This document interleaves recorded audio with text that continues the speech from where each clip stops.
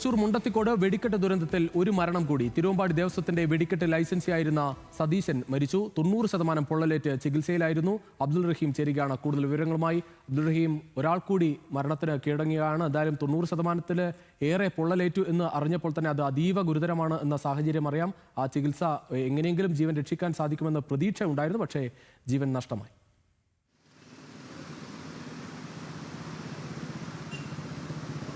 രുചീഷ്, അങ്ങനെ തന്നെയാണ്. അതായത് അപകടം പറ്റി ചികിത്സയിൽ കഴിയുന്ന ഓരോരുത്തരെയും ജീവിതത്തിലേക്ക് മടക്കി കൊണ്ടുവരാനുള്ള തീവ്ര ശ്രമത്തിലാണ് മെഡിക്കൽ കോളേജ് ആശുപത്രി അധികൃതർ. ഇതിന്റെ ഭാഗമായാണ് മറ്റ് ജില്ലകളിൽ നിന്നുകൂടി വിദഗ്ധരായ ഡോക്ടർമാരെ എത്തിച്ചുകൊണ്ട് ഒരു രോഗിക്ക് കൂടുതൽ ഡോക്ടർമാർ എന്ന തലത്തിൽ പരിശോധനകൾ അല്ലെങ്കിൽ അവർക്ക് വേണ്ട ചികിത്സകൾ ഉറപ്പാക്കിക്കൊണ്ടിരുന്നത്. പക്ഷേ വളരെ സങ്കടകരമായ വാർത്തയാണ് പുറത്തു വരുന്നത്. ഒരു മരണം കൂടി മുണ്ടത്തിക്കോട് അപകടത്തിന്റെ ഭാഗമായി സംഭവിച്ചിരിക്കുന്നു എന്നുള്ളതാണ്. ഈ അപകടം നടന്ന ദിവസം മുതൽ തന്നെ വെന്റിലേറ്ററിലായിരുന്ന സതീശനാണ് മരിച്ചത്. തിരുവമ്പാടി ദേവസ്വത്തിന്റെ വെടിക്കെട്ടുമായി ബന്ധപ്പെട്ട അതിന്റെ കാര്യങ്ങളൊക്കെ ചെയ്തുകൊണ്ടിരുന്ന ലൈസൻസി അദ്ദേഹമായിരുന്നു. സതീശിന്റെ മരണം കൂടി സംഭവിച്ചിരിക്കുന്നു. ഇനി 3 പേർ കൂടി അതീവ ഗുരുതരാവസ്ഥയിൽ തൃശൂർ മെഡിക്കൽ കോളേജ് ആശുപത്രി ICUവിൽ തുടരുന്നുണ്ട്. കഴിഞ്ഞ ദിവസത്തിൽ ഈ വെന്റിലേറ്ററിൽ തന്നെ കഴിഞ്ഞിരുന്ന പ്രവീൺ ഉൾപ്പെടെ മരണപ്പെട്ടിരുന്നു. ഇതോടെ ഔദ്യോഗിക കണക്കുകൾ പ്രകാരം മരണപ്പെട്ടവരുടെ എണ്ണം 10 ആയിട്ടുണ്ട്.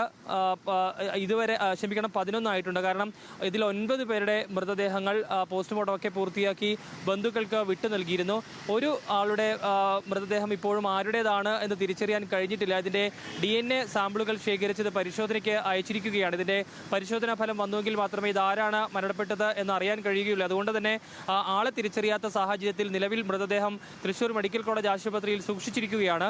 കൂടാതെ ഇന്ന് രാവിലെ മുതൽ തന്നെ ഈ സംഭവം നടന്ന മുണ്ടത്തിക്കോട് പ്രദേശത്ത് പോലീസിന്റെയും കടാവർ നായയുടെയും ഉപയോഗിച്ചുള്ള പരിശോധനകൾ തുടരുന്നുണ്ടായിരുന്നു. രാവിലെ ഈ അപകടം നടന്ന സ്ഥലത്തിന് തൊട്ട് സമീപത്ത് പാടത്തൊക്കെ പോലീസ് പരിശോധന നടത്തി. കടാവർ നായ ഉപയോഗിച്ചുള്ള പരിശോധനയായിരുന്നു. പക്ഷേ അവിടെ നിന്നൊന്നും ഏതെങ്കിലും തരത്തിൽ ശരീരാവശിഷ്ടങ്ങളൊന്നും കണ്ടെടുക്കാൻ കഴിഞ്ഞില്ല. പക്ഷേ ഈ തെരച്ചിലിന് ശേഷം ഏകദേശം ഒരു 11 മണിയോടുകൂടി പോലീസ് ഉദ്യോഗസ്ഥർ വിവിധ ടീമുകളായി തിരിഞ്ഞ് ഈ അപകടം നടന്ന സ്ഥലത്തിന് അടുത്ത ഭാഗത്തുള്ള വീടുകൾ, അതോടൊപ്പം തന്നെ ഒഴിഞ്ഞ സ്ഥലങ്ങൾ, കാടുമൂടി പ്രദേശങ്ങൾ, ഇവിടെയൊക്കെ പരിശോധന നടത്തിയിരുന്നു. ഇതിൽ ഈ അപകടം നടന്നിടത്തു നിന്ന് ഏകദേശം 150 അല്ലെങ്കിൽ 200 മീറ്റർ മാത്രം അകലെയുള്ള സ്ഥലത്തു നിന്നാണ് ഇന്ന് ഒരു കൈയും അതോടൊപ്പം തന്നെ തലയുടെ ഭാഗവും ലഭിച്ചിട്ടുള്ളത്.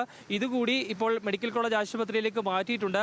ശരീരാവശിഷ്ടങ്ങൾ മാത്രം ഏകദേശം 140-ലധികം ശരീരാവശിഷ്ടങ്ങൾ ഇതിനോടകം മെഡിക്കൽ കോളേജ് ആശുപത്രിയിലേക്ക് എത്തിച്ചിട്ടുണ്ട്. ഇനി ഇതിന്റെ DNA പരിശോധനാ ഫലം പുറത്തു വരണം. കഴിഞ്ഞ ദിവസങ്ങളിലൊക്കെ തന്നെ ഔദ്യോഗിക കണക്കുകൾ പ്രകാരം 103 ശരീരാവശിഷ്ടങ്ങളുടെ സാമ്പിളുകൾ DNA പരിശോധനയ്ക്കായി ശേഖരിച്ചിട്ടുണ്ട്. ഇന്ന് ലഭ്യമായ ശരീരാവശിഷ്ടങ്ങൾ കൂടി സാമ്പിളുകൾ ശേഖരിച്ച് പരിശോധനയ്ക്കായി അയക്കുകയും ചെയ്യും. 3 ദിവസം കൊണ്ട്, അതായത് ഈ സാമ്പിളുകൾ ശേഖരിച്ച് 3 ദിവസത്തിനുള്ളിൽ പരിശോധനാ ഫലം പുറത്തു വരുന്ന രീതിയിലുള്ള ക്രമീകരണങ്ങളാണ് ഒരുക്കിയിട്ടുള്ളത്. അതുകൊണ്ട് നാളെ മുതൽ ഒരുപക്ഷെ ഈ മരിച്ച ആളുകൾ ആരൊക്കെയാണ് എന്ന് തിരിച്ചറിയാൻ ആവശ്യമായ DNA പരിശോധനാ ഫലം പുറത്തു വരുമെന്നുള്ളതാണ് നമ്മൾ പ്രതീക്ഷിക്കുന്നത്. എങ്കിൽ മാത്രമേ ഈ ഉണ്ടായിരുന്ന ആളുകളെക്കുറിച്ചും എത്ര പേർ മരണപ്പെട്ടു എന്നതിനെ സംബന്ധിച്ചും ഒരു വ്യക്തമായ കണക്ക് പുറത്തു വരികയുള്ളൂ. ഏതായാലും അതിനോടനുബന്ധിച്ച കാര്യങ്ങൾ പുരോഗമിക്കുകയാണ്. ഇന്ന് രാവിലെ മുതൽ തുടങ്ങിയ പരിശോധന ഏകദേശം ഉച്ചയോടുകൂടി, ഏകദേശം 1 മണിയോടുകൂടി അവസാനിപ്പിച്ചിരുന്നു. അതിനുശേഷം വൈകിട്ടോടുകൂടി വീണ്ടും ആ പരിശോധന പുനരാരംഭിച്ചിട്ടുണ്ട് എന്നുള്ളതാണ് മനസ്സിലാക്കാൻ കഴിയുന്നത്. വെളിച്ചം പോകുന്നത് വരെ പരിശോധന നടത്താനാണ് തീരുമാനം. ഈ വീടുകളൊക്കെ കേന്ദ്രീകരിച്ച്, അതായത് ഈ വലിയ രീതിയിലുള്ള പൊട്ടിത്തെറിയായിരുന്നു. അതുകൊണ്ട് ഈ മനുഷ്യ ശരീരത്തിൽ നിന്നുള്ള പല ഭാഗങ്ങളും തെറിച്ച് വീണിട്ടുള്ളത് പല വീടുകളുടെ ഭാഗത്തൊക്കെയാണ്. അവിടെയൊക്കെ കൃത്യമായ പരിശോധന നടത്തി അവിടെ നിന്നെല്ലാം ഏതെങ്കിലും തരത്തിലുള്ള വർഷങ്ങളായി തിരുവമ്പാടിക്കൊപ്പം ഇത്തരത്തിൽ വെടിക്കെട്ടിന്റെ ലൈസൻസിയായി നിന്നിരുന്ന ഒരാൾ കൂടിയാണ് സതീശന്റെ മരണം കൂടി സ്ഥിരീകരിക്കുകയാണ്. മറ്റു വാർത്തകൾ കൂടി